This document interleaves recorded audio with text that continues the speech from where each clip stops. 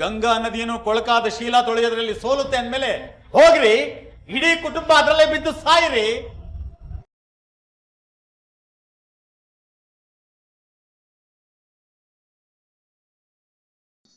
ಅಯ್ಯೋ, ಹೆಂಡತಿ ಮಕ್ಕಳ ಮೇಲೆ ಪ್ರೀತಿ, ಅವ್ರನ್ನ ಹೇಗಪ್ಪ ಸಾಯಿಸೋದು ಅನ್ನೋ ಒದ್ದಾಟ ನಿಮಗಿದ್ರೆ ನೀವೊಬ್ರೇ ಹೋಗಿ ಸಾಯ್ರಿ.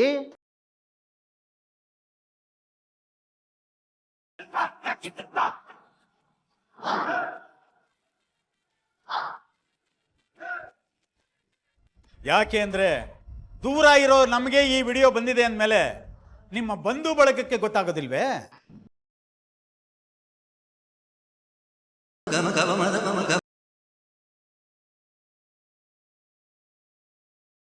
ಅವರು ದಿನ ಬಂದು ನಿಮ್ಮ ಈ ಮುಖಗಳಿಗೆ ಥೂ ಛೀ ಅಂತ ಉಗಿಯಲ್ವಾ?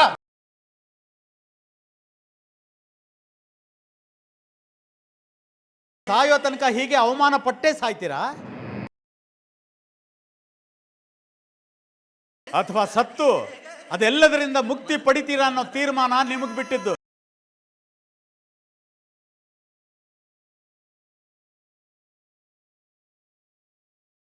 ಒಂದು ವೇಳೆ ಇದೇ ಘಟನೆ ನನ್ನ ಮನೆಯಲ್ಲಿ ಏನಾದರೂ ನಡೆದಿದ್ರೆ ವಿಷ ಕುಡಿದು ಸ್ಪಾಟ್ ಅಲ್ಲಿ ಸಾಯ್ತಿದ್ದೆ. ಬಿಪಿ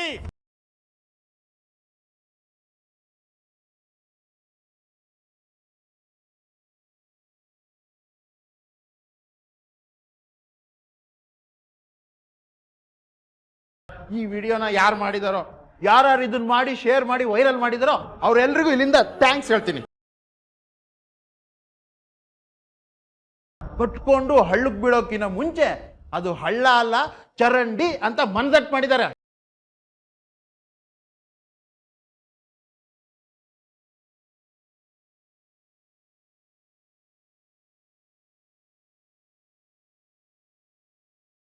ನಡಿಯಪ್ಪ, ಯೋಗ್ಯತೆ ಇಲ್ದವ್ರ ಮನೇಲಿ ಇದ್ರೆ ಆ ಮೈಲಿಗೆ ನಮಗೂ ಹೊಂಟುತ್ತೆ. ನಡಿ.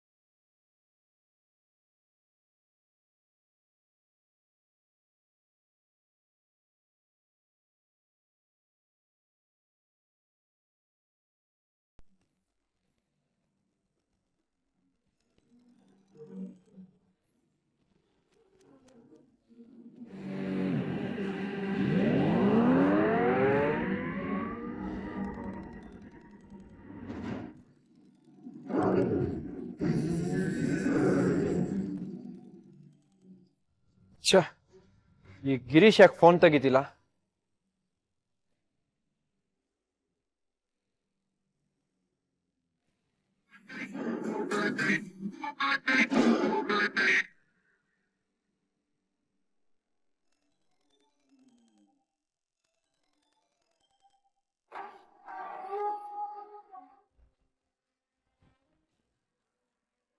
ಹೇಳು ವಿಜಯ್. ಎಲ್ಲೋ ಸತ್ತಿದ್ಯಾ? ಸಾರಿ ವಿಜಯ್. ಏನು ವಿಷಯ? ಗೀತಾ ಮತ್ತೆ ಬಂದು ನಿನ್ ಕಾಲ್ಗೆ ಏನಾದ್ರು ಬಿದ್ಲಾ? ಯಾಕೆ? ಅಲ್ಲ, ಗೀತಾ ಪಕ್ಕದ ಮನೆ ಆಂಟಿ ಮಗನ್ಗೆ ಒಂದ್ ವಿಡಿಯೋ ಶೇರ್ ಮಾಡಿದ್ದೆ, ಅದ್ರ ವಿಷಯ ನಿನ್ಗೇನಾದ್ರೂ ಗೊತ್ತಾಯ್ತಾ ಅಂತ. ನೀನ್ ಶೇರ್ ಮಾಡ್ತಿರೋ ಗೀತಾ ವಿಡಿಯೋ ಎಫೆಕ್ಟ್ ನಮ್ಮನೇಲಿ ಆಗ್ತಿದೆ ಗೊತ್ತಾ? ಅದೇಗ್ ಸಾಧ್ಯ? ನೀನ್ ಹೇಳ್ದಾಗೇನೆ ಗೀತಾ ಅಕ್ಕಪಕ್ಕದಲ್ಲಿರೋ ಕೆಲವ್ರ ಮನೆಗೆ ಮಾತ್ರ ವಿಡಿಯೋ ಶೇರ್ ಮಾಡಿದ್ದೆ. ನಾಳೆ ಏನಾಗುತ್ತೋ ಅಂತ ಆ ಗೀತಾ ಪ್ರತಿ ಕ್ಷಣ ಒದ್ದಾಡ್ಬೇಕು ಅಂತ. ನಾನು ಹೇಳಿದ್ದೆಲ್ಲ ನೆನ್ಪಿದೆ, ಆದ್ರೆ ಶೇರ್ ಮಾಡ್ಬೇಕಂದ್ರೆ ಮರ್ತೋಗುತ್ತಲ್ವಾ? ನೀನ್ ಶೇರ್ ಮಾಡಿರೋ ವಿಡಿಯೋ ನಮ್ಮ ಮಾಮ ಸಿತಾರಾಗ ರೀಚ್ ಆಗಿದೆ ಗೊತ್ತಾ?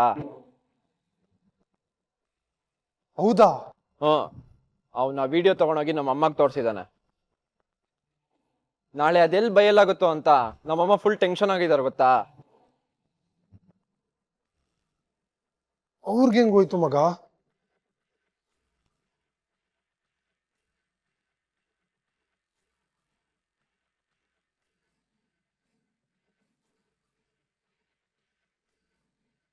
ಸಾರಿ ವಿಜಯ್, ಸೀಕ್ಡಿ ಕಳ್ಸಕ್ ಹೋಗಿ ಅರ್ಜೆಂಟಲ್ಲಿ ಅಲ್ಲಿರೋ ಸಿತಾರಾ ಅವ್ರು ಕಳ್ಸ್ಬಿಟ್ಟಿದ್ದೀನಿ. ಬೈ ಮಿಸ್ಟೇಕ್ ಮಗ. ಬೈ ಮಿಸ್ಟೇಕ್ ಕೂಡ ಅನಾಹುತ ಆಗ್ಬಾರ್ದು. ನಾವು ಬಿಟ್ಟಿರೋ ಬಾಣ ನಮ್ಗೆ ತಿರುಗಬಾರ್ದು. ಸದ್ಯಕ್ಕೆ ನನಗೆ ಒಳ್ಳೇದಾಗ್ತಿದೆ, ಅದಕ್ಕೆ ನೀನು ಸುಮ್ಮನೆ ಬಿಡ್ತಾ ಇದ್ದೀನಿ. ಇನ್ಮೇಲೆ ಹುಷಾರು. ನೀನ್ ಶೇರ್ ಮಾಡೋ ವಿಡಿಯೋ ಗೀತಾ ಜೀವನ ಅಲ್ಲೋಲ ಕಲ್ಲೋಲ ಮಾಡಬೇಕು, ನಂದು ನಮ್ಮ ಅಪ್ಪದಲ್ಲ, ಗೊತ್ತಾಯ್ತಾ? ಆಯ್ತು ವಿಜಯ್.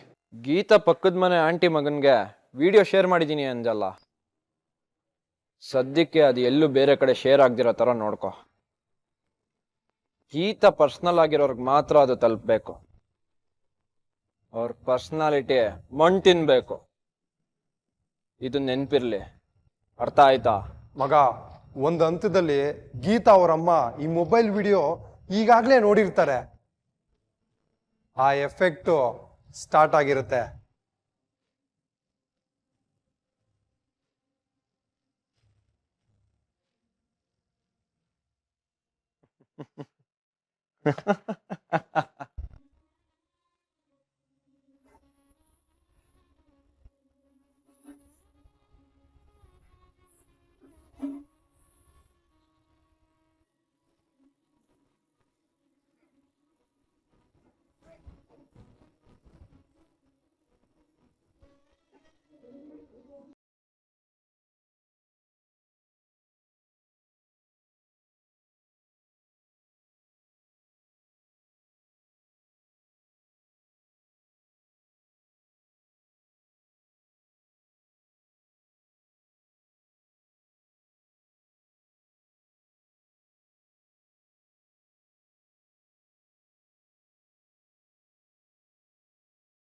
ರೀ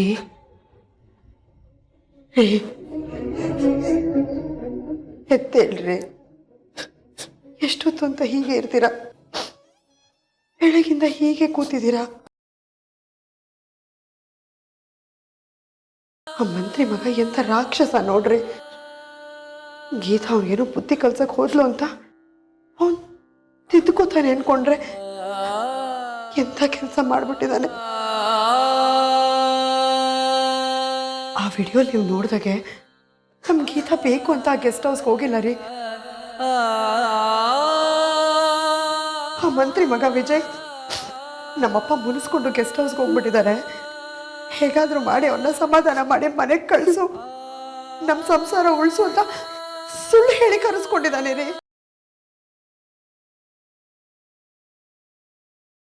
ಹೌದಪ್ಪ, ಬೇಡೋ ನಾಟಕ ಮಾಡ್ದ.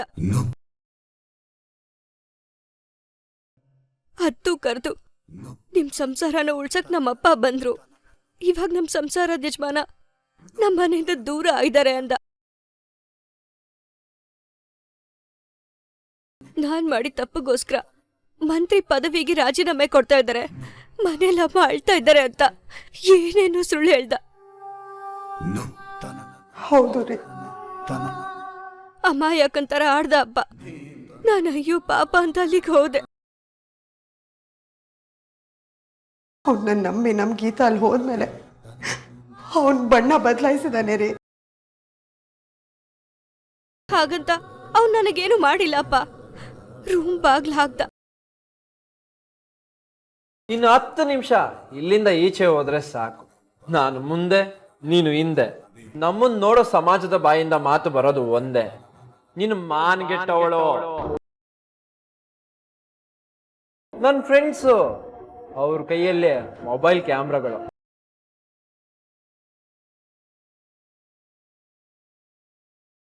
ಈ ವಿಡಿಯೋ ಎಡಿಟ್ ಆಗಿ ವಾಯ್ಸ್ ಓವರ್ ಹಾಕೊಂಡು ಇಡೀ ಮೊಬೈಲ್ನಲ್ಲಿ ಹರಿದಾಡುತ್ತೆ. ನಿನ್ ಮಾನ ನನ್ನ ಮೈ ಮುಟ್ಟಿ ತೆಗಿಯಲ್ಲ, ಮೈ ಮುಟ್ಟದೆ ತೆಗಿತೀನಿ.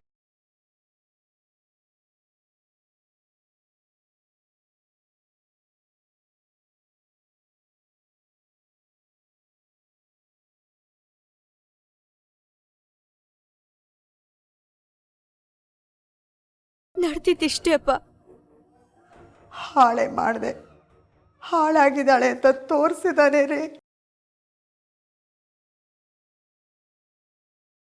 ಇದರಲ್ಲಿ ನಮ್ ಗೀತದ ಎಳ್ಳಷ್ಟು ತಪ್ಪಿಲ್ಲ ರೀ. ಅವನ್ ಮಾಡಿರೋ ಮೋಸಕ್ಕೆ ನಮ್ ಗೀತ ಬಲಿಯಾಗಿದ್ದಾಳೆ ರೀ, ಅಷ್ಟೇ. ಹೌದಪ್ಪ, ಅವನ್ ಕುತಂತ್ರಕ್ಕೆ ಬಲಿ ಆದೆ ಅಷ್ಟೇ. ರೀ ಮಾತಾಡ್ರಿ, ಯಾಕ್ರಿ ಈಗ ಸುಮ್ಮನೆ ಇದ್ದೀರಾ? ಏನಾದ್ರೂ ಮಾತಾಡ್ರಿ ರೀ.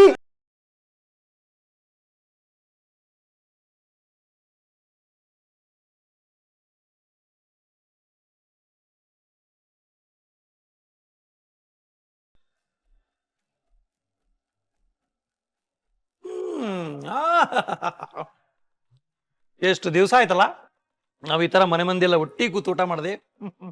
ಈ ಸಮಯ ಆನಂದಮಯ, ನೂತನ ಬಾಳಿನ ಶುಭೋದಯ. ಸ್ವಲ್ಪ ಸುಮ್ಮನೆ ಇರ್ತೀಯಾ? ಡ್ಯಾಡ್, ನೀವೇನಾದರೂ ಮಂತ್ರಿ ಸ್ಥಾನಕ್ಕೆ ರಾಜೀನಾಮೆ ಕೊಟ್ರಾ?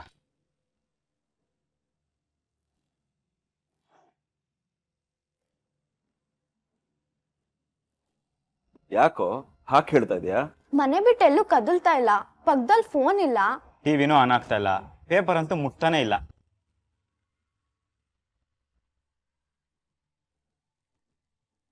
ಯಾಕ್ರೋ ಹಾಗೆ ಕೇಳ್ತಾ ಇದ್ದೀರಾ? ನನ್ ಗಂಡ ನೆಮ್ಮದಿಯಾಗಿರೋದು ನಿಮ್ಗಿಷ್ಟ ಇಲ್ವಾ? ಇವಾಗ್ಲೂ ನಿನ್ ಗಂಡ ಅಂತೀಯಲ್ಲಮ್ಮ, ನಮ್ಮಪ್ಪ ಅಂತ ಹೇಳ್ಬಾರ್ದಾ? ಎರಡೂ ಒಂದೇ ಕಿರಣ್, ಭಾಷೆಲ್ ಯಾಕೆ ಭೇದ ಮಾಡ್ತೀಯ? ನೋಡಿದ್ರಾ, ಇದು ಮೆಚ್ಯೂರಿಟಿ ಅಂದ್ರೆ. ಸ್ವಲ್ಪ ನೋಡ್ ಕಲೀರಿ. ಹೇಗಿರ್ಬಾರ್ದು ಅನ್ನೋದಾ? ಹಲೋ ಹಲೋ, ಯಾಕಪ್ಪ ಸಂಸಾರದ ಸುಂದರವಾದ ಸಮಯವನ್ನು ಯಾಕಪ್ಪ ಸಮರಕ್ಕೋಸ್ಕರ ಉಪಯೋಗಿಸ್ತಿದ್ದೀರಾ? ನಿಶ್ಚಿತಾರ್ಥ ಆಗೋ ತನಕ ನನ್ನ ಭಾವಜಿ ಬೇರೆ ಯಾವುದೇ ವಿಷಯದಲ್ಲಿ ಇನ್ವಾಲ್ವ್ ಆಗಲ್ಲ ಅಲ್ಲ ಭಾವಜಿ? ಹೌದು, ಈ ಮನೆಯ ಶುಭ ಸಮಾರಂಭದ ಬಗ್ಗೆ ಮಾತ್ರ ಈಗ ನಮ್ಮ ತಲೆಯಲ್ಲಿರೋದು. ಎಲ್ರ ತಲೆಯಲ್ಲೂ ಅದೇ ಇರಬೇಕು, ಅದೇ ನನ್ನ ಆಸೆ ಕೂಡ. ನಮ್ಮ ಮನೆಯ ನಿಶ್ಚಿತಾರ್ಥದ ಪ್ರಯುಕ್ತ ನಾವೆಲ್ಲರೂ ನಾಳೆ ಶಾಪಿಂಗಿಗೆ ಆಚೆ ಹೋಗ್ತಾ ಇದ್ದೀವಿ.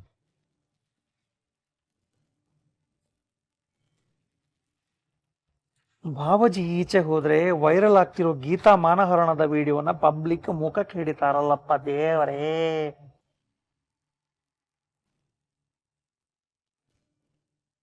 ಏನ್ ಬಾನು, ನಾಳೆ ಶಾಪಿಂಗ್ ಹೋಗೋದಕ್ಕೆ ರೆಡಿನಾ?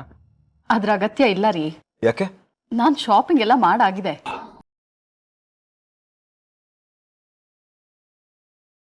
ಅಟ್ಲೀಸ್ಟ್ ಬಂಗಾರ ತಗೊಂಡ್ ಬರಕ್ಕನ್ನ ನಾವು ಆಚೆ ಹೋಗೋಣ. ಆಲ್ರೆಡಿ ಅದನ್ನೆಲ್ಲ ತಂದು ದೇವ್ರ ಮನೆಯಲ್ಲೂ ಇಟ್ಟಾಗಿದೆ. ಅಲ್ಲ, ನಿಶ್ಚಿತಾರ್ಥಕ್ಕೆ ನಮ್ಮ ನೆಂಟ್ರನ್ನ ಕರೆದ್ ಬರೋಣ.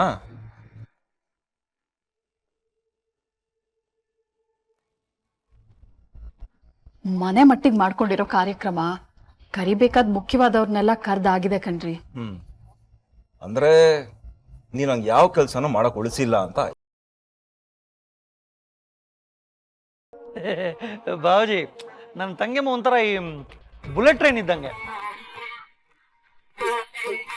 ಅರ್ಜೆಂಟ್ ಆಗಿ ಏನಾದ್ರೂ ಕೆಲಸ ಇದೆ ಅಂತಂದ್ರೆ ಸಾಕು, ಮುಗಿಸಾಕ್ಬಿಡ್ತಾಳೆ.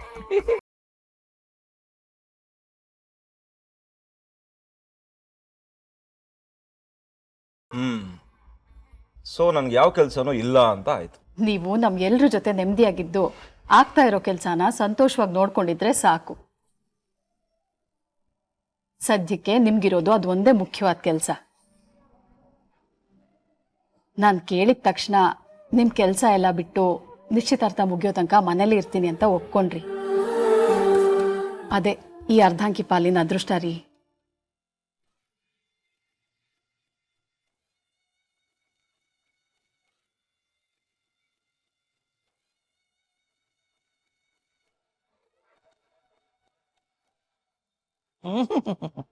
ಮಾತನ್ನ ಅಳೆದು ತೂಗಿ ಬಿಡೋದ್ರಲ್ಲಿ ನನ್ನ ತಂಗೆಮ್ಮನಿಗೆ ತಂಗೆಮ್ಮನೇ ಸಾಟಿ.